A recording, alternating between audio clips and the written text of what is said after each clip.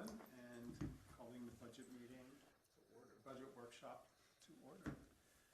All right, this is the 7th and final budget workshop, December 11th, 2025. A lot of this has already been decided, so I'll go through this fairly quickly. Talk about fund balances again, budget, the bond fund, the capital expense plan, draft fund budgets, macroeconomic trends in the summary, and then we'll go on to the budget document itself. First major update is the current accounts. These have changed fairly significantly. You'll now see that the total funds balance is down to 6.2 million, and that is primarily because we have taken in all of the pay apps for C20 and several for Broadhead now, and we are awaiting about $2 million in grant funding to come through. We anticipate the Alcosan grant coming in any day, and we anticipate the ARPA grant, which was part of this, an H2O grant for about 1.2 million, to come in early next month. So that should change that back to where we have a little more of a cushion there. The bond project tracking sheet has been updated. So after all of the projects that have been added according to the budget, we are now, after all committed and completed projects, we should be at just over $1 million, $1,081,000. And if we complete the one project or the that is additionally added, but we have not been awarded any money for it, we will be down to about $780,000 after those projects are completed. 5-year capital improvement plan hasn't changed. Again, this is mainly just for equipment, not for buildings or large-scale infrastructure. These are the draft budget totals now for 2025. General fund, 6.8 million. The bond fund, this is just the expense on the bond fund, is 6.7 because it's not about, bond fund isn't a balanced budget, so that's how that's reported. Sewer fund is 2.9 million, and the road fund is 407,000. Is that 2026? Yeah. Yes. Yep. Thank you. Yep. For 2026. Macroeconomic trends. I've talked about this several times. Just to reiterate, over the past 8 years, income tax, real estate taxes are generally flat because we don't do reassessments. It's closer to 0.5 or even less when you don't include the 1 mil increase that happened over that time. Earned income taxes have been going up at a rate of slightly behind, somewhat behind inflation at about 2.81%. And then business and sales taxes have also been significantly behind inflation at 1.49%, with inflation over that period at about 3.44% annually. So the summary of the overall budget, as we've discussed in the 6 previous meetings, we do have a balanced budget, no tax increase this year. Overall tax to remain at 8.59 mils, with all of it going into the real estate taxes. So maintain no road fund division in 2026. So there's not going to be any of that tax money broken out for the road fund. And there's no additional monies added to the reserves this year. And we do have 6.75 million worth of infrastructure projects continuing. Primarily that's Broadhead, but some other projects, some other smaller projects may occur as well, like the DCED project and whatnot, and possibly the Station Street if it's decided to be done before the end of the year. Macroeconomic trends. I mentioned relatively common that property taxes do not go up in any given year, so they slowly are smaller portion of the pie every year. And then this budget has a high number of sewer repair projects again. We currently are budgeted at $350,000, but there are about $695,000 worth of repairs that need to be done. So that's where that's at. So that's the summary of the overall budget discussion. I will go now to the actual draft budget so you can review the decisions that were made last time. All right. As we discussed, the tables and chairs for the community center and a full security upgrade for Maine Borough Council were approved. That includes us using bond fund for cameras and doors for the Public Works building this year or early next, and the basic system upgrades at the Borough building to get us to a place where we can get certified and be compliant as a police department. So that's also funded through the bond fund in 2025, but it probably is going to get pushed to 2026 at this point. For the municipal property decisions, we did agree to do the floor for the community center, the new window treatments for the community center, the police locker room in the basement, the police station upgrades, which have been requested for years, the admin and council chamber carpet, awning for the Borough building, the new AC unit for the code office, and then the entire stage roof for the stage in the in Crafton Park. We did not agree to increase any fireworks expenditure this year. For pool decisions, we did agree to fix the splash pad and liner repairs related to that and the concrete extension that's related to that. No issues with the main liner, we've determined. Library contribution, we did increase by 3%, bringing it to $25.96. Also agreed to buy the brush for the skid steer for Public Works. Approve providing physicals to members of the volunteer fire department, as I had done in the past. And then lastly, we opted to spend $347,000 on sewer repairs this year. So that. I did. These are all yeses too. I don't know why I didn't change these to green. I apologize for that. We'll do that now. Because it probably has me as not able to switch stuff right now. I guess the sheet's protected. I'll have to do that later. Yeah, autosave is off as well, so something's going on. Yeah, I don't know. That's weird. Okay, I'll have to do that another time to make that appropriate. But those are the yeses to paving, $65,000, essentially two major streets. Doing $100,000 in brick repairs on top of what is already going to happen with basically $115,000 in brick repairs. And then the Ewing Road repairs are budgeted at $100,000. So that is where we're at with the budget as it stands. Are there any questions or concerns at this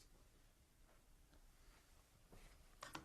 I think we talked about the grading of them, meaning that not everything on here is immediate and starting in January. Yes. So part of it is the grading of things around the community center, the carpet floors, the paint, the police touch-ups. All of those things are kind of graded depending on where we are, and should be part of the finance committee to look at on a monthly basis to see when do we move forward, do we stop, what do we pull. Yep. So we need to prioritize essentially which will get done. Exactly. Okay. And I think we have a zero because we have to have, we're not necessarily having a profit, but what I've said is I still would like to put something into the reserves if at all possible, even if it's just a small amount. Yeah,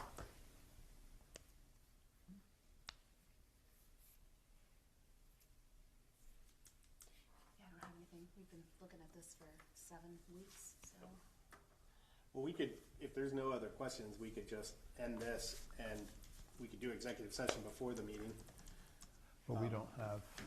What's that? We don't have Colton or the mayor. But we do have a quorum. Yeah. It's up to you. Yeah. I would save from having to do it after the meeting. Yeah. Just, I don't know their status of where they are. If they want to be, they would want to be involved in some of those. Call them. Yeah, we could always call Colton. Mm-hmm. I mean, Coletta's, doesn't necessarily have to be a part of it, but. Is Kirsten coming at all? Because I. No.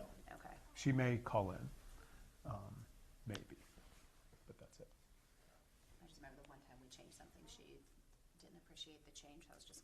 heads up if she was able to. So, all of the, does anybody else have any thoughts on the budget or what they've seen or heard or gone through? I like the idea of prioritizing what matters. If we get a wish list, I think with just coming out of a rec board meeting that we had and some ideas of what we'd like to do, I think if we could think about the stage, maybe, I don't know when people do roofs, if that's springtime, but I think with all the things that happen in the stage and specifically the summer months, if we could have that higher up, that'd be super.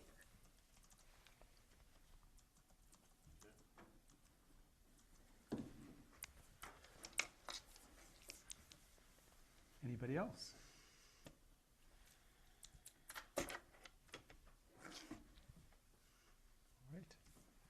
All right. I think we're also going to be, do we want to talk, or can we talk about the fee schedule or anything now at that point? I mean, it's a public meeting, so I Right. guess they're able to deliberate on things you can discuss. Yeah, because I know that's something that Yeah, we we wanted can to talk definitely do that. about. That would save time in the actual meeting. Yeah, so it's the fee schedule and the wage schedule we're not approving. We're just talking about during the meeting. But the fee schedule is the one that's printed here. Right. I actually brought about 5 copies, so it's perfect. I have enough for each one of you. Primarily, and you'll see in green, or in the whatever color the highlights are that are for the track changes, that at the top of each section, I marked down when essentially it was changed last, so you could get an idea. And keep in mind, most of the big changes are for things that aren't common. You know, we're talking about. But the schedule would be up here. You guys are looking at something I can't, but you're talking about something. Here, Yeah. can I just get mine? Yeah. or- Yeah.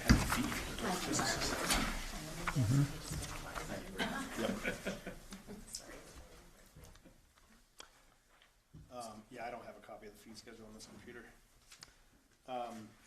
But if you want to ask about any one of them or whatnot, by all means. I think the important thing to see is that the fees have not changed, a lot of them, for 20 years. Yeah. So, since 2005.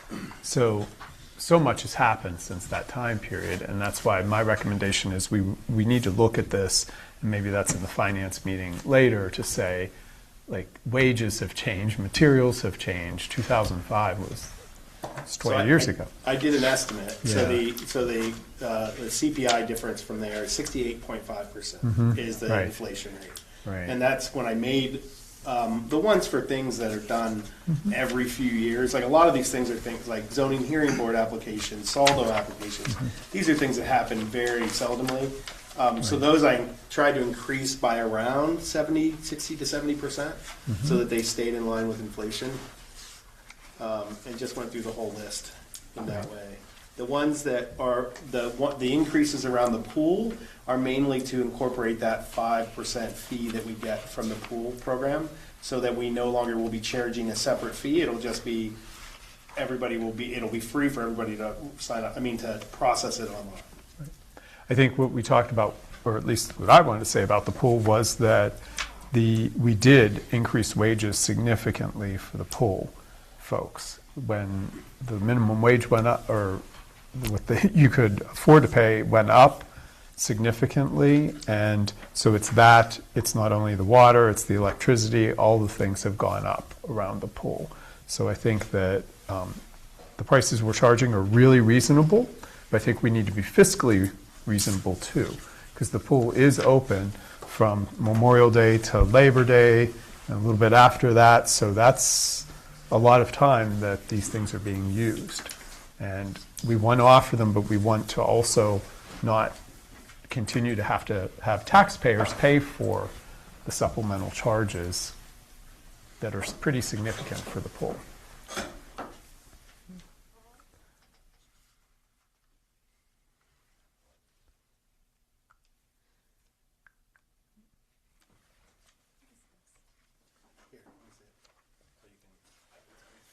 I just didn't know what. Yeah, so amusement establishments are things like if we had a golf course here.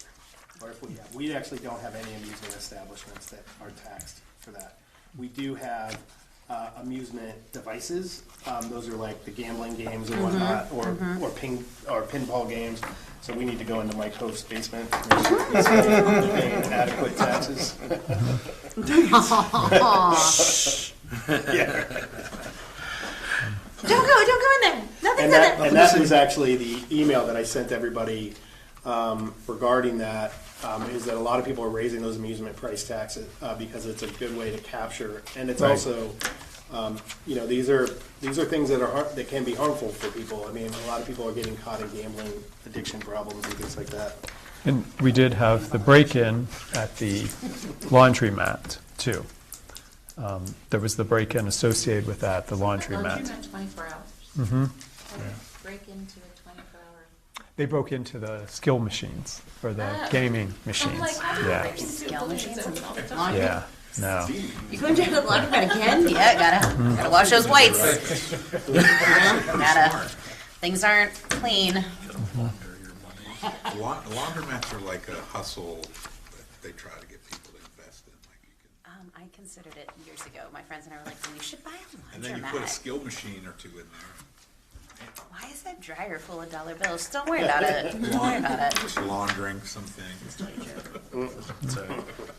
So I think That was a dad joke. Yeah, really?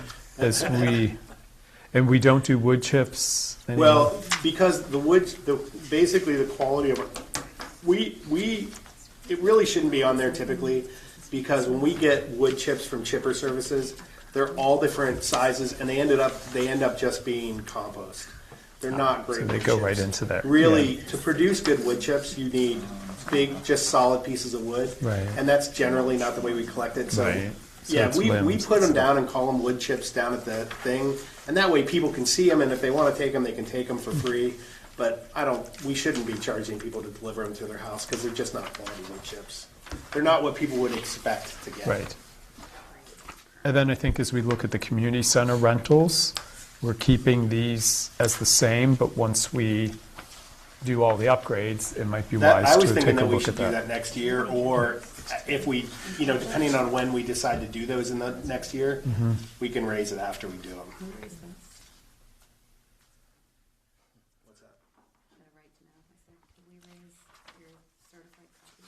We don't, that's not, you can't charge for right to know I for know, that stuff. it's $1 per page. Yeah. Yeah, and we almost never, so we have charges. I didn't raise the charges for things like photocopying, because in my 3 years here, I've had 0 people photocopy anything. So it's not like this is a common problem. Now, people generally just look at stuff on digital devices for the most part. During my time, so I'm spending more time too.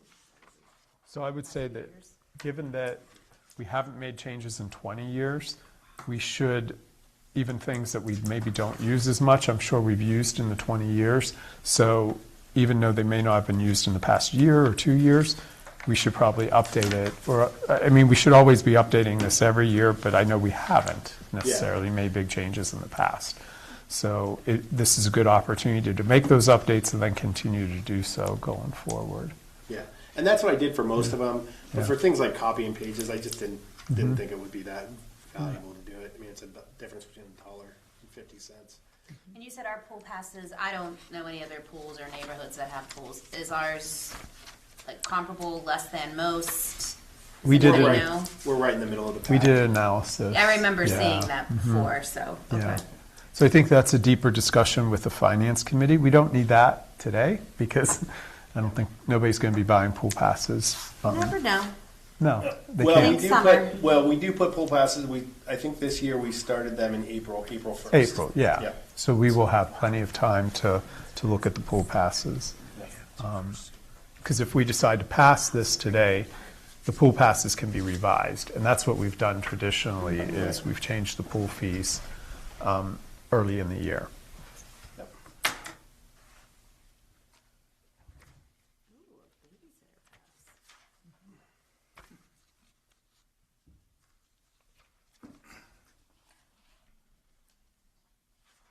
The one thing that we were fairly low on is lessons. So I raised the cost of lessons based on feedback from the pool manager. And again, that goes with wages too, because that's direct wages plus lights plus lifeguards and everybody else that is associated with the lessons. What percentage of our pool users are non-residents? They're pretty low percentage? That's a great question. It's not a low percentage. It depends on where they're from. I don't have the numbers in front of me. I want to say Crafton users are probably 2/3 of the pool, and then the others, it's like 1/3. But that's just a bet. Sure. I saw the numbers, but it's been a while since I've seen them.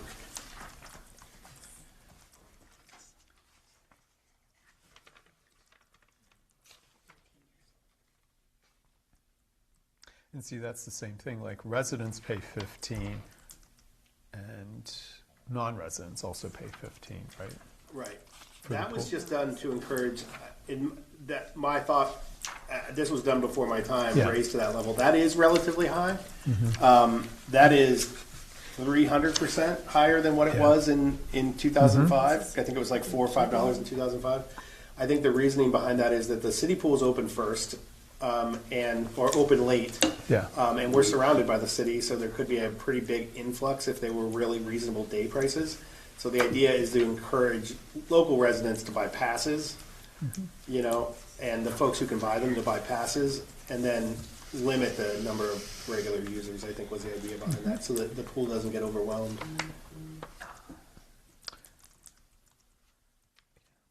So I guess besides the pool, because we probably want to keep that on the agenda for finance for next year, is to, are there any other items that would be questionable or anybody sees would be something that we should change? And or do we want to do another scrub looking at prices based on that adjustment of the cost of living since 2005? You mean another scrub in terms of should we make them more? Yeah. I think any change is gonna, for those that might need something, if we haven't done this in 20 years, it's gonna be a shock to the system for those that potentially might need one of these things. So I think it's like the physicals for the fire department. They haven't had them in 10 years, and why, who knows? So why don't we just make the change now, and then next year we can be like, okay, do we need to make a slight increase? Versus just trying to make up for not doing something for 20 years. I think it's really, My 2 cents. yeah, it's a great point, and I think it's understanding what is the cost of each of the things. So is it staff time? Is it electricity? Is it other things that are involved?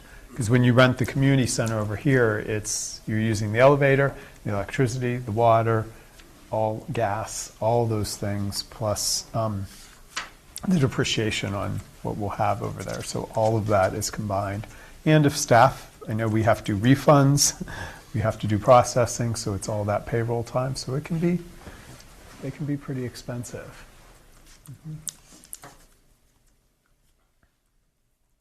I've also, just so you know, while you're looking through there, obviously, if you see it say less common, almost never, whatnot, those are how often those things are done.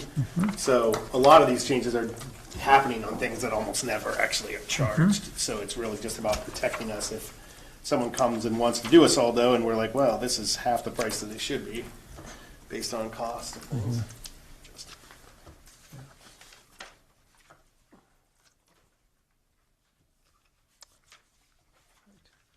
Any other thoughts? Part of it, without Colin here, though, is do we feel comfortable to move forward with a vote on the current one or the one that's proposed? We still have to vote on the garbage and the sewage. No, that's no in matter there. what. Yeah. That's already changed in there. Yeah, in here too. Right. So it can be changing certain things. It could be accepting all these changes and possibly doing a review by the finance committee into next year and having changes at that point.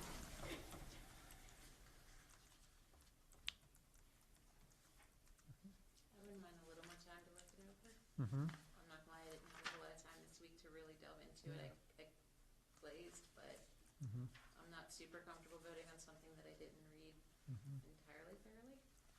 Do you want, I mean, we have a half hour too for the meeting. Is that going to be good enough time?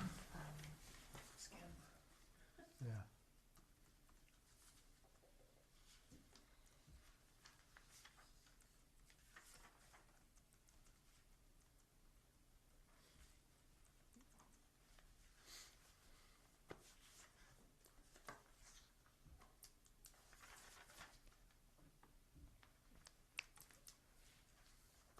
So what we can do, I think, is we'll end this meeting, give everybody a chance to look at this for the next half hour, and then we'll start the other meeting. It's on the agenda, so we're free and clear for that. Does that Okay. work? Yep. Okay. All right.